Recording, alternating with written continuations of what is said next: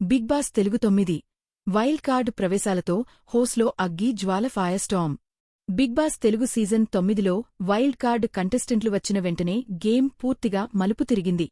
ఇంతవరకు నిదానంగా సాగిన ఆట ఒక్కసారిగా ఫైర్ స్టార్మ్లా మారి హోస్మేట్లకు, ప్రేక్షకులకు షాక్ ఇచ్చింది. వైల్డ్ కార్డులకు ప్రత్యేక అధికారం. ఈ వారం బిగ్ బాస్ వైల్డ్ కార్డులకు నేరుగా నామినేట్ చేసే పవర్ ఇచ్చాడు. అందుకోసం కొత్తగా బాల్ ఆఫ్ ఫైర్ టాస్క్ పెట్టారు. వైల్డ్ కార్డ్ ఎవరికి బాల్ ఆఫ్ ఫైర్ ఇస్తే ఆ కంటెస్టెంట్ నామినేషన్లోకి వెళ్తారు. తనుజ ఆర్ రమ్య నామినేషన్లు ప్రోమో ప్రకారం తనుజ సుమన్ను నామినేట్ చేసింది. రమ్య డీమన్ పవన్ను నామినేట్ చేసింది.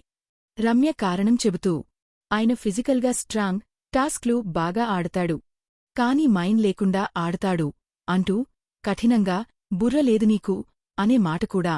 ఈ వ్యాఖ్య వెంటనే అన్నివైపులా దృష్టిని ఆకర్షించింది. డీమన్ పవన్ ప్రతిస్పందన. డీమన్ పవన్ ఒక్క ఉదాహరణ చెప్పగలవా అని అడగగా రమ్య ఒకటి చెప్పలేను, ఇది అన్నిటిలోనే కనిపిస్తోంది అంటూ సమాధానమిచ్చింది. హోస్లో వేడి పెరిగింది. ఈ బోల్డ్ నామినేషన్లతో హోస్లో టెన్షన్ పెరిగింది.